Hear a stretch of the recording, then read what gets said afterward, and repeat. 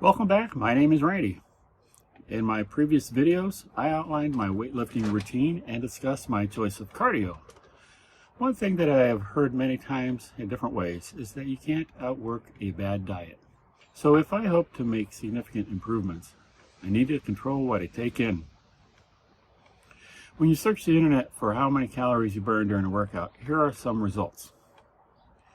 According to an article on medicalnewstoday.com, you could expect to burn somewhere between 90 and 252 calories during a 30-minute workout. If you work out for an hour, this comes to 180 to 504 calories. The website for the University of Rochester Medical Center provides a calculator to help give you more information.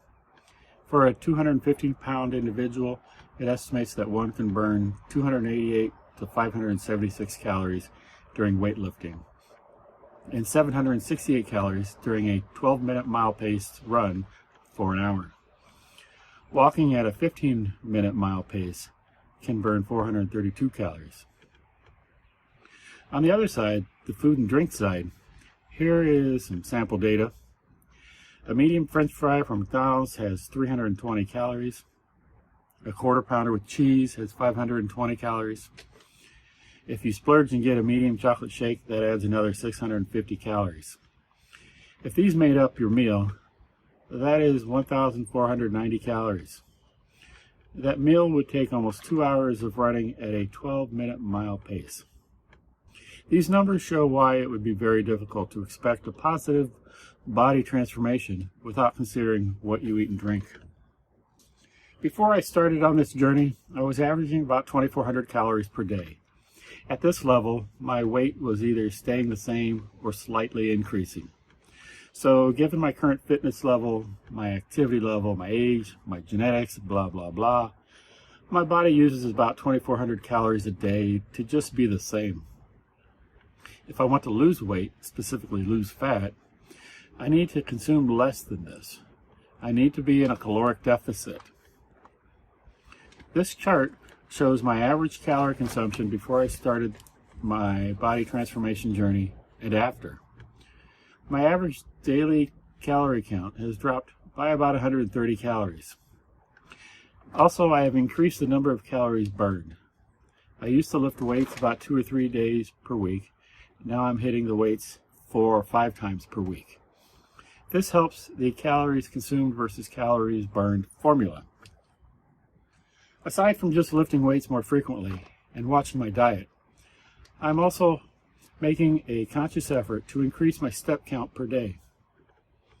Prior to this program, I was averaging about 6,800 steps per day. Now I am averaging about 8,800 steps per day, an increase of 2,000 steps per day. When I was at about 6,800 steps, I was not losing weight. With the additional steps, I am. It's not just the steps alone that is causing me to lose weight, but it is a factor. When I am now choosing what to eat or how much to eat, I think about where are my total calories at.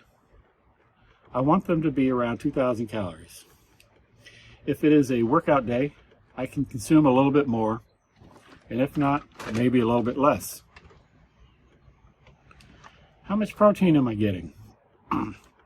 Many sources suggest that folks lifting a lot of weights with the hope of building muscle should consume about 1 gram of protein per pound of body weight. And if you're older, your needs for protein increase. This is because your body does not use it as efficiently to build muscle. If you are trying to lose weight and save your muscles, you might need as much as 1.2 grams of protein per pound of body weight. How much fat am I getting? Fat does serve valuable functions for the body. Of course, storing a lot of fat is not good. There's the rub. I found a calculator online that gives a guideline for fat intake, depending on your goals. For me, it indicated that I need 93 grams per day. Since the start of this program, I've been averaging 81 grams per day. Before, I was at 83, so not very different. If you know how many calories you need, how much protein you need, and how much fat you need, you can calculate the rest, which can come from carbohydrates.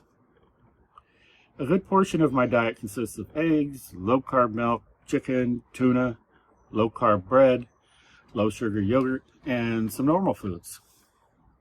I also consume protein bars and protein shakes. If you choose to go this route, make sure to read the labels. A lot of bars that appear to be high protein bars also have a lot of carbs, so watch out. Also, with the protein shakes, stay away from ones that are focused on weight gaining or mass gaining. They could be loaded with carbs and fat.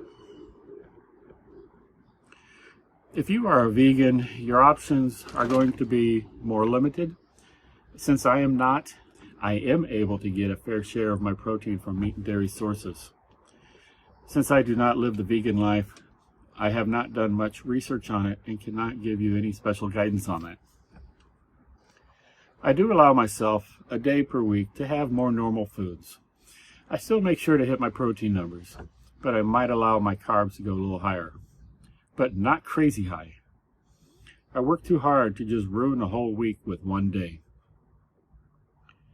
If you have some especially bad habits, such as drinking a few beers or full-calorie colas every day, there is some low-hanging fruit there. If you limit these products to a couple on the weekends, you should start making some improvements right away, or at least not gain as much fat as you would have otherwise. Some other things to look at changing: snacking in between meals, eating anything after dinner, donuts, pastries, Pop-Tarts, and shakes from the fast food joints. Hey, did I mention water? You gotta have it. When you're ditching the full calorie drinks, replace them with water. Once you get into the habit of drinking it, it actually becomes a satisfying drink.